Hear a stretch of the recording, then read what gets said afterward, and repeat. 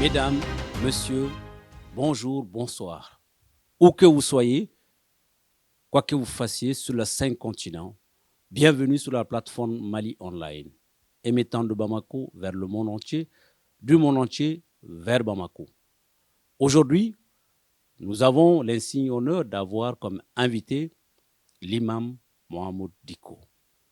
Avec lui, nous allons parler de l'actualité de notre pays, de la situation en général de notre pays et surtout, de ses prises de position par rapport à tout ce qui se passe dans notre pays. L'imam Diko, bonjour. Bonjour, Bienvenue sur Mali Online. merci. L'imam Diko, depuis le changement de gouvernance au Mali, nous assistons à un grand silence radio que vous observez. Et depuis, tout le monde se demande pourquoi l'imam a matérialisé son retour dans sa mosquée. Et du coup, depuis 2 jours, vous êtes sorti avec un manifeste. Un manifeste qui est un cri de cœur. Pourquoi ce grand silence et pourquoi ce manifeste?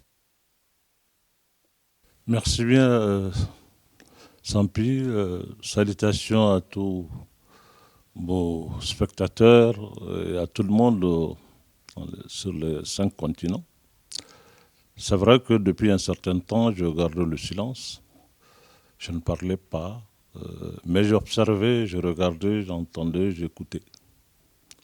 J'ai eu le temps vraiment de mûrir beaucoup d'idées et de réfléchir et de voir comment les choses se passent.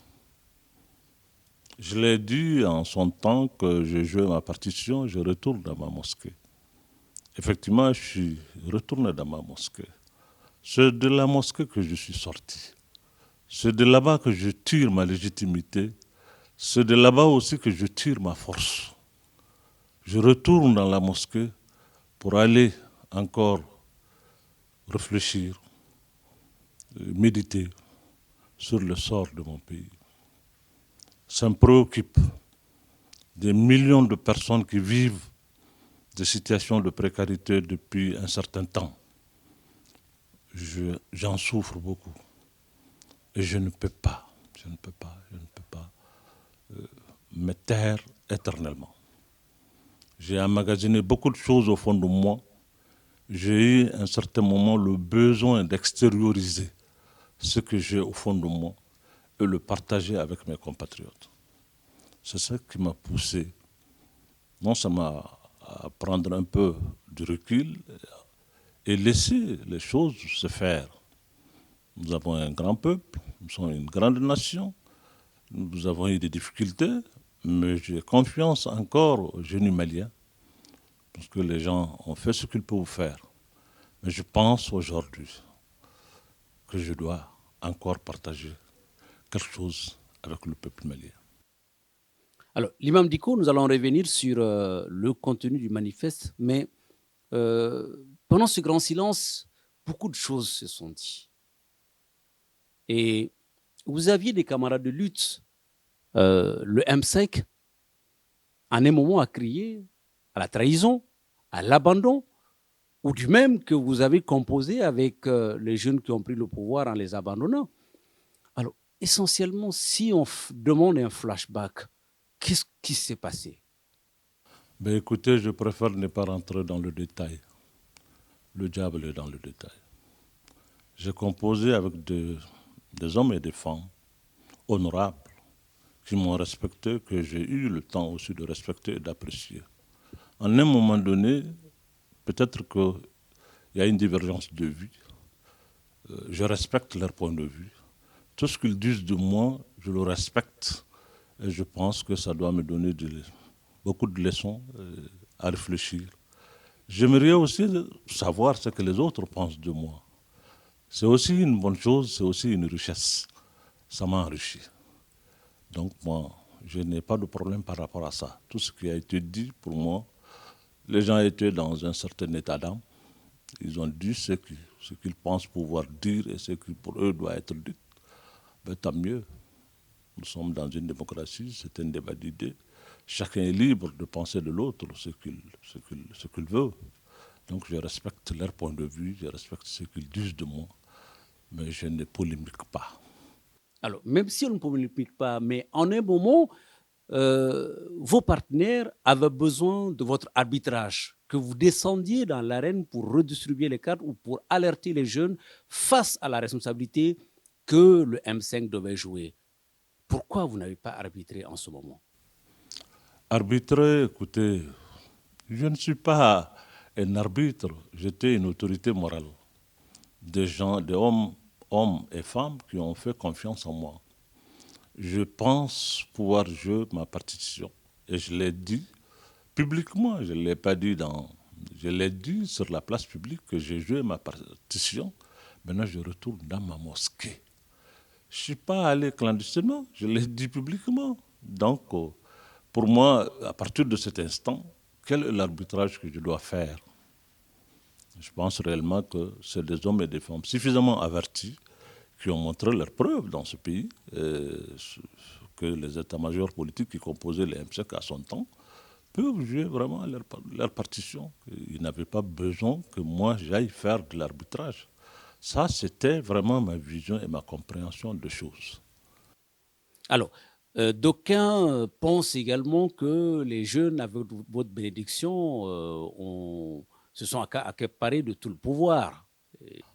Bon, mais les gens, ils peuvent penser ce qu'ils veulent. Ça, je ne peux pas empêcher aux gens de penser ce qu'ils veulent. Je l'ai dit. Je ne suis pas au-dessus d'être critiqué ou d'être enfin, accusé de quoi que ce soit. Je suis perfectible et je l'accepte volontiers. Donc, vraiment, ce que les autres disent, c'est leur point de vue et je respecte leur point de vue. Je ne polémique pas là-dessus. Vraiment, avec tout le respect que j'ai pour tout le monde. Alors, nous revenons à votre manifeste. C'est un cri de cœur. Alors, est-ce qu'on peut faire une similitude avec le manifeste de l'Ayatollah Khomeini qui, en un moment, en France, avait vu la nécessité de pouvoir venir sauver l'Iran du Shah, parce que vous touchez en quelques mots tous les problèmes et vous annoncez l'apocalypse si on ne fait pas attention. Mais écoutez, je ne fais pas de similitude entre ce manifeste et ce que l'Ayatollah a à faire. Pas du tout. On n'a pas la même école, on n'a pas la même pensée, on n'a pas la même vision. Ce n'est pas du tout la même chose. Enfin, je l'ai appelé manifeste, mais c'est un cri de cœur. Pour moi, à un moment donné, j'ai eu beaucoup de choses au fond de moi que je mûris. Je pense qu'il faut extérioriser cela pour le partager avec mes compatriotes. Bon, pour moi, la meilleure manière de le faire, c'était de faire ce manifeste que j'ai eu à faire. C'est réellement un cri de cœur. Ce que je dis de mon point de vue. De mon point de vue. Je l'ai dit, pas maintenant seulement. En 2012, j'ai dit la même chose. En 2012, je me suis levé, moi, pour aller voir l'archevêque de Bamako, qui est encore vivant, qui est le cardinal actuel, pour le lui dire. Je dis, je sens quelque chose venir. J'ai l'impression que si on ne se met pas ensemble, le pays va sombrer. Il vit encore. À l'époque, je rencontrais le secrétaire général de l'UNTM, paix à son âme, qui était Chaka Diakité, pour le lui dire. Il dit, attention, il faut que le pays se mette ensemble. J'ai organisé une rencontre des forces vives de la nation. Résolution est sortie de cela que j'ai remis à l'époque au chef de l'État, paix à son âme, pour dire qu'il faut faire attention. Il faut faire attention. Et aujourd'hui, je sens les prémices de la même chose. C'est-à-dire que j'ai le sentiment que si on n'y prend pas garde, quelque chose va arriver qui n'est pas souhaitable pour notre pays. Alors, Imam Dicko, on va en revenir sur le contenu du manifeste, mais vous avez glissé sur ma langue concernant les régimes qui tombent. Certains observateurs vous voient derrière chaque régime qui tombe depuis 20 ans. Vous faites et vous défaites les chefs d'État. Qu'en est-il? Je ne suis pas derrière le régime qui tombe. Je ne peux pas faire un chef d'État, je ne peux pas défaire un chef d'État. Je n'ai pas de groupe armé, je n'ai pas de sécurité d'État, je n'ai absolument rien d'autre que qui peut faire tomber un régime. Je n'en ai pas, je n'ai pas la prétention, moi, de faire tomber un régime ou de faire un régime. Je suis un serviteur de Dieu. Je n'ai pas cette capacité. Il y a des choses qui me viennent que je fais sortir et je partage avec mes compatriotes. Il arrive souvent que je fasse des alertes et que des situations comme ça viennent à des moments. Mais cela ne dépend pas de moi. Je n'ai aucune force derrière ça. Je n'ai aucune volonté de faire quoi que ce soit. Je n'en ai pas la capacité, je n'en ai pas la force et je n'ai pas la prétention que c'est moi qui fais ou défais de régime. Non, pas du tout. Pas du tout. Alors, voilà. Voilà. Et aujourd'hui, d'aucuns pensent que vous avez tellement fait et défait les régimes que maintenant, vous pensez même qu'il faut que l'imam se place dans le fauteuil du président. Euh, je vous dis que ce n'est pas ma vocation, être président. Je suis un imam. C'est ce que je sais faire. Et je vais rester imam, Inch'Allah. Mais le problème, c'est que je suis un citoyen malien. Je suis un compatriote. Ces Maliens qui sont là, ce sont mes frères, mes sœurs, mes enfants. Le sort du pays et de cette population m'inquiète. Ça m'empêche de dormir. Je ne peux pas sentir certaines choses et ne pas les partager. Il faut que je libère mon cœur. Ce que je suis en train d'observer et voir aujourd'hui mérite ce cri de cœur pour que les Maliens, de tous les bords, de toutes les forces, de toutes les composantes aujourd'hui, se mettent ensemble, pas derrière l'imam, non, se mettent ensemble pour faire face aux défis à venir. Alors, de défi, on va en parler. L'imam, pourquoi se manifeste et qu'est-ce qu'il vous inquiète tant dans le déroulé des choses au Mali? Ce qui m'inquiète, je dois vous le dire, il y a eu un coup d'État, il y a eu un changement de régime, il y a eu un gouvernement de transition. On est en train d'y aller. Mais tout le monde a su que le début de cette transition a été laborieux. Il y a eu de hauts et de bas, il y a eu beaucoup de difficultés. Encore, il y a beaucoup de difficultés. Ce changement de régime devrait nous permettre vraiment de nous réconcilier, de réconcilier l'armée à son peuple. Et ce travail-là n'a pas été fait. Il y a encore des méfiances, beaucoup de méfiance entre cette armée et une grande partie de la classe politique. Il faut nécessairement restaurer la confiance entre cette armée et le reste du peuple. Mais cette méfiance est due à quoi, Imam Dicko? Ben écoutez, c'est des incompréhensions. La situation est venue. Cette classe politique qui s'est mobilisée, notamment le M5, il faut le dire, s'est beaucoup mobilisée pour demander le changement, qui par la suite a obtenu le changement.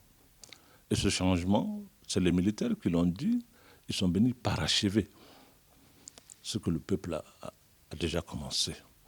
Mais à un moment donné, l'agencement de ces choses n'ont pas permis à ce que les gens se mettent ensemble pour vider certaines choses et définir l'avenir ensemble. Et aujourd'hui, ça fait un grand malaise dans le pays, il faut le reconnaître.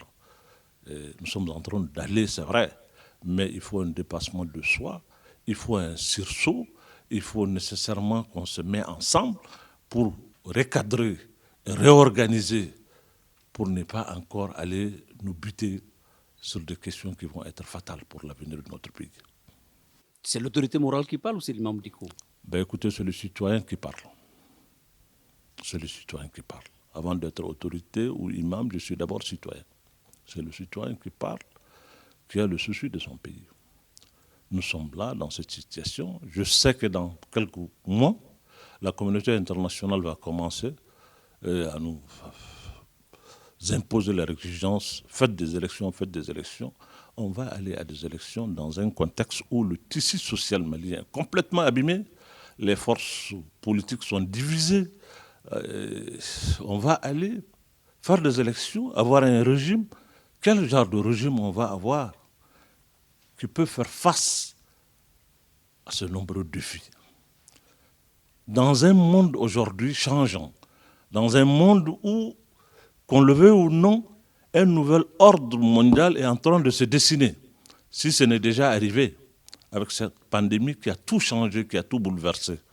Dans ce monde où nos partenaires que nous avions commencent à en avoir assez. On sent l'impasse, on sent beaucoup de choses. Et ceux qui nous aident aussi, ils ont leurs problèmes. Vous avez un pays comme la France qui doit avoir des élections en 2022. L'issue de ces élections, c'est inconnu, on ne sait pas ce que ça va nous donner. Et aujourd'hui, il est normal, il est même obligatoire à ce peuple de se mettre ensemble pour prendre son destin en main. Il faut prendre son destin en main. C'est une exigence. Et l'imam Dicko, donc vous pensez aujourd'hui que ce salut passe par forcément l'implication du M5 dans le processus? Pas le M5 seulement. Moi, j'en appelle à tout le monde. Le M5 à lui seul ne peut pas. L'armée à elle seule ne peut pas. Aucun regroupement à lui seul ne peut pas. La situation du Mali exige aujourd'hui que toutes les bonnes volontés, toutes les forces patriotiques du pays se mettent ensemble. C'est pour cela que je parle de pacte républicain. Il faut qu'on se mette ensemble et mettre le Mali au centre pour voir qu'est-ce qu'il faut faire pour sortir de cette situation. Alors, comment cela est-il possible? Êtes-vous prêt cette fois-ci encore à reprendre votre bâton de pèlerin? Pour alerter, pour parler, pas pour réunir les gens autour de l'imam, que les gens me suivent, non. C'est pour alerter, c'est pour parler, c'est pour demander. Il y a beaucoup de hommes et de femmes valables dans ce pays qui peuvent aujourd'hui encore regrouper les Maliens ensemble. Il y a des grandes figures, il y a des grandes intelligences dans notre pays. Nous sommes une grande nation. Le Mali n'est pas si pauvre que ça en intelligence qu'on ne peut pas vraiment, qu'il n'y a pas des hommes capables de réfléchir et remettre les gens ensemble pour faire face à ces défis à venir. Alors, dans ce regroupement, faudrait-il aller dans l'extrême en faisant une main tendue à Amadou Koufa, à Yagagali, à d'autres qui sont dans le maquis? Ben écoutez, les gens se focalisent toujours sur ces deux personnes. Mais ils sont deux parmi 20 millions de Maliens. Il faut nécessairement aujourd'hui qu'on y réfléchisse pour trouver une solution. Solution, parler avec d'abord entre nous. Vous avez les Dogons et le Peul qui sont ensemble là-bas. Ça, c'est pas Amadou Koufa, c'est pas Iyad, c'est entre nous, population. Il faut nécessairement. Il y a des hommes et des femmes capables aujourd'hui de faire entendre leur voix pour que nous puissions vraiment trouver de la calmie et qu'on puisse se parler. Des millénaires, nous avons vécu ensemble. Nous nous sommes mariés ensemble. On a vécu ensemble. On a tout partagé. Il n'y a pas de raison aujourd'hui que nous ne puissions pas nous parler. Ce n'est pas possible. On peut se parler sans même parler à ces gens-là. Mais si la nécessité de parler à ces gens-là s'impose, pourquoi ne pas le faire pour obtenir la paix dans notre pays? Qu'est-ce qui est au-dessus de nous? Quel est le sacrifice qu'on ne peut pas consentir pour sauver le Mali d'une guerre infinie? Pourquoi accepte-t-on qu'on nous impose une guerre sans fin? Non, on n'a pas besoin d'une guerre sans fin. Nous avons besoin de trêve, nous avons besoin de nous parler, nous avons besoin de nous rencontrer. Nos populations sont fatiguées. Je l'ai dit, c'est des milliers de villages qui n'ont pas d'école, qui n'ont pas de centre de santé, qui n'ont pas de point d'eau. Ils sont là, ils sont nombreux. Nous sommes à Bamako, on n'a pas ce problème, mais le problème ailleurs, si vous sortez de Bamako, vous avez 80% de notre territoire aujourd'hui qui n'est pas sous contrôle de l'État malien. Alors tout ça va se faire dans quel temps, dans quel chronogramme? Parce que la transition n'a que 18 mois, donc il va falloir prolonger la transition. Écoutez, la transition à elle seule ne peut pas tout faire. mais la transition peut vraiment mettre les jalons d'une réconciliation, les jalons d'une situation qui permette à ces populations de se parler entre elles. Ça, la transition peut faire ça. On ne demande pas à la transition de refaire le Mali pour en faire je ne sais quoi, mais non. Mais la transition a cette capacité aujourd'hui d'être humble, de tendre la main à tous les enfants de ce pays et à accepter de parler avec tout le monde aujourd'hui, à créer les conditions pour que les Maliens se parlent. Alors, l'imam Diko, un des couloirs de parole demeure les accords d'Alger, l'accord de paix. On est en train de mettre un coup d'accélérateur. Êtes-vous pour ou contre ce coup d'accélérateur? Ben écoutez, moi, je ne suis jamais contre un accord. Je suis contre le désaccord. Mais l'accord, je suis toujours. Mais tous les accords peuvent être améliorés, peuvent être, je ne sais pas, nous sommes des hommes intelligents. Les accords qui nous permettent vraiment de vivre ensemble, de restaurer le vivre ensemble d'antan qui est toujours entre ces Maliens-là, pourquoi ne pas l'accepter? Je ne peux pas dire que je suis contre un accord. Non, je suis contre le désaccord. Mais l'accord, je suis avec l'accord. Mais l'accord peut être amélioré, l'accord peut être revisité, et beaucoup de choses peuvent être faites. C'est l'œuvre des hommes. Si l'exigence du moment nous impose vraiment de revisiter l'accord, pourquoi pas? Mais comment pourra-t-on appliquer l'accord et révisiter? Ben écoutez, on applique ce qu'on peut appliquer aujourd'hui. S'il y a des problèmes ou des difficultés à mettre en accord certaines choses, en œuvre certaines choses, on peut le revisiter pour faciliter leur mise en œuvre. Pourquoi pas? C'est une œuvre humaine. Alors, Imam Diko, nous allons revenir un tout petit peu en arrière, revoir un peu un mouvement qui se revendiquait de vous, ou un mouvement qui se revendique de vous, c'est le mouvement des sympathisants de l'imam Diko qui est dans la tourmente actuelle. Vous aviez un président qui est décrié, même suspendu. Tout le monde veut savoir un peu la lecture de l'imam par rapport à cette situation. Ben écoutez, vous n'allez pas me faire parler de cela parce que je ne pense pas que ça soit le lieu ou le moment. C'est un regroupement de gens qui se revendiquent de moi, de sympathisants. Il y a des millions de Maliens qui sont mes sympathisants qui ne sont pas dans ce regroupement. Donc, c'est des hommes et des femmes intelligents. Il y a eu un moment de divergence entre eux. Ils en ont la capacité eux-mêmes de se mettre ensemble à table pour vider leur contentieux et aller. Pourquoi vous voulez que ce soit l'imam qui va faire l'arbitrage dans ça aussi? Parce que leur président suspendu, Kaoudji, m'a dit qu'il se remet à l'arbitrage de l'imam publiquement. Ben écoutez, ça c'est ce qu'il vous a dit, mais moi il ne m'a pas dit. Ce n'est pas à travers les médias il va me parler. Non. Moi, je me respecte et je le respecte lui-même. Je crois que s'il y a un problème, rien ne lui empêche de venir en discuter avec moi, qu'on échange et voir ce qu'il a fait. Mais ce n'est pas à travers les médias qu'il me parle. Je ne réponds pas à ça. Donc ça suppose qu'il y a un problème qui couvre. Non, il n'y a aucun problème. Il me doit ça, le respect, pour beaucoup de raisons.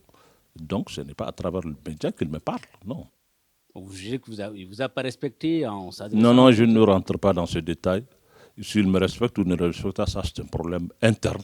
Nous allons le dire ailleurs que sur les plateaux ou sur les médias. Non. Alors, Imam Diko, nous allons venir aux élections. Vous avez dit qu'il ne fallait pas y aller en vitesse ou en accéléré, qu'il faille voir les choses. Pourtant, il y a un calendrier qui est là.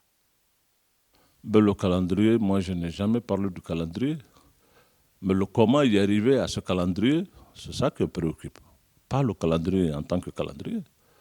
Mais le calendrier, pour y arriver, il faut quand même... Il y a une période qui est là. Et qu'est-ce qu'on fait de cette période?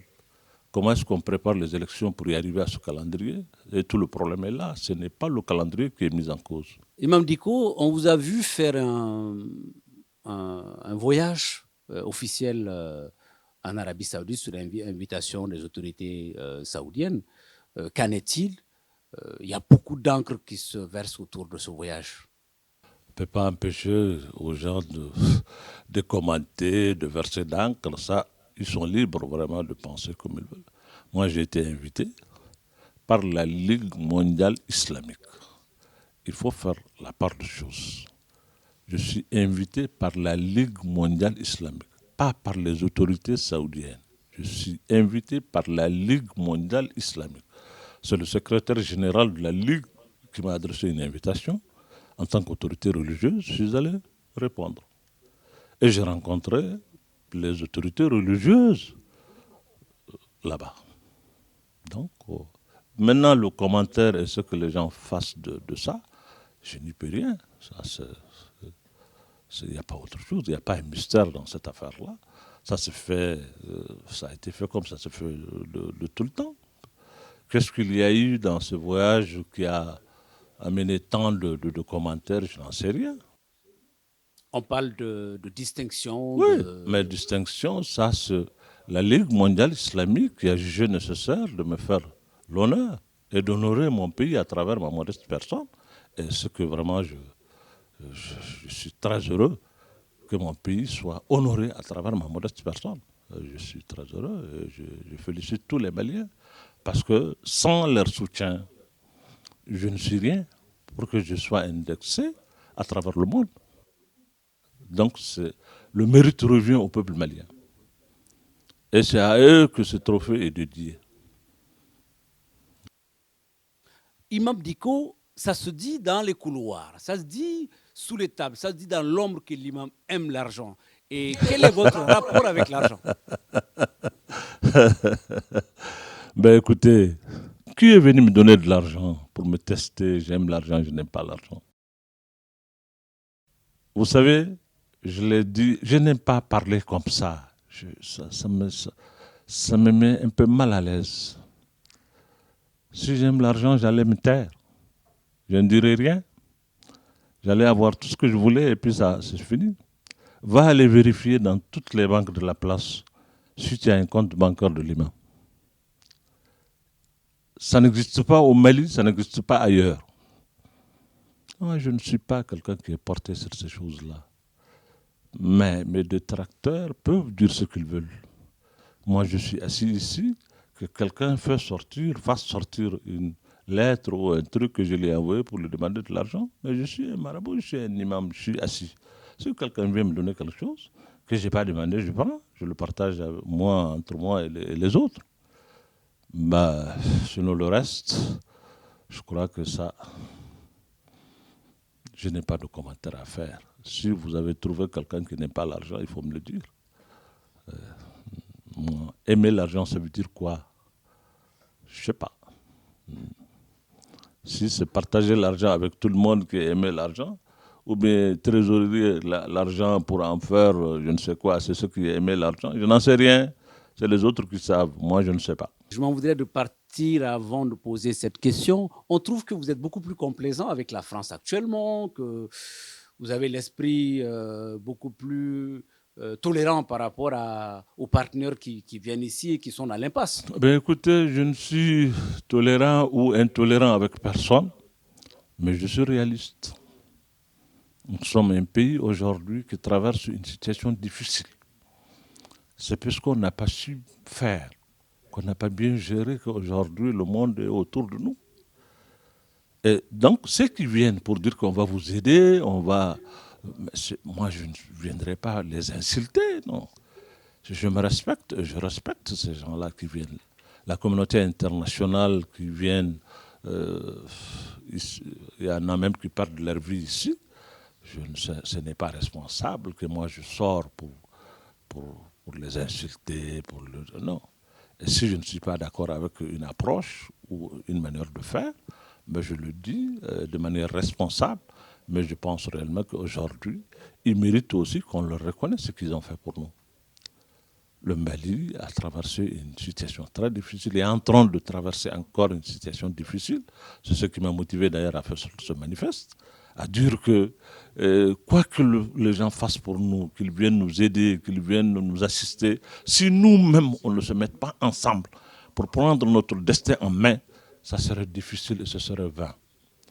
Je ne suis pas complaisant avec la France ou avec quelqu'un d'autre. Non, je suis seulement compréhensible. Et je sais aujourd'hui que nous sommes dans un monde interdépendant et que nous avons besoin de l'assistance des gens aujourd'hui pour des raisons qui sont là. Et je ne peux pas faire comme si tout ce qui s'est fait, ce n'est rien. Je ne peux pas le faire. La France nous a assistés à un moment donné.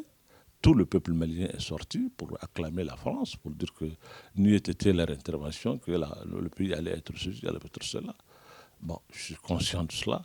Et le lendemain que moi je sors pour dire non, c'est la France qui est coupable de tous les maux. Non, je pense réellement que nous avons aussi notre part de responsabilité dans ce qui s'est passé dans notre pays. Il faut qu'on ait le courage de nous assumer, faire notre mea culpa et se mettre ensemble pour chercher la voie à suivre. Alors, parlant de voie à suivre, Imam Dicko, si aujourd'hui on vous demande, en tant qu'alerteur, de donner une piste de sortie en tant que citoyen, en tant qu'imam et en tant qu'autorité morale d'une période bien déterminée, qu'est-ce que vous pouvez dire aux Maliens? Ben écoutez, c'est cette piste-là que je viens de montrer, c'est de se mettre ensemble. Moi seul, je ne suis pas capable de donner aux Maliens une piste. La piste, c'est d'abord se mettre ensemble. Ensemble, je sais que les Maliens trouveront le chemin. Mais je n'ai pas la prétention de dire que c'est moi qui détiens la solution. Je vais dire aux autres Maliens, venez, je vais vous montrer la solution. Non, j'invite les Maliens à se mettre ensemble. Et c'est ensemble que nous allons trouver la solution. Imam Dicko, aujourd'hui, vous êtes devant tous les mouvements qui font tomber les chefs d'État, vous avez fait un manifeste. Aujourd'hui, est-ce qu'on ne peut pas dire que vous avez des ambitions présidentielles? Ben écoutez, moi je l'ai dit et je le redis au peuple malien, je n'ai aucune ambition présidentielle et je ne suis pas faiseur de roi comme d'aucuns le prétendent. Le roi, c'est Dieu qui le fait. Personne ne fait le roi, c'est Dieu qui le fait. Je n'ai pas d'ambition, je ne suis pas faiseur de roi. Je le dis et je le redis. Je suis un citoyen malien. Je vis une situation aujourd'hui qui m'inquiète. Et ce que j'ai au fond de moi, je l'ai extériorisé pour le partager avec le maximum de Maliens. Pour que les gens se mettent ensemble. Parce que c'est ensemble seulement qu'on peut trouver la solution. C'est ensemble seulement qu'on peut relever le défi. Imam Dicko, le mot de la fin. Le mot de la fin, c'est vous remercier tout le monde, prier encore Allah subhanahu wa ta'ala qu'il assiste le Mali pour que nous puissions vraiment sortir de cette situation. Ce qui m'inquiète, je l'ai dit, je prie Allah que ce qui me fait peur ne puisse pas arriver à notre pays. Inch'Allah.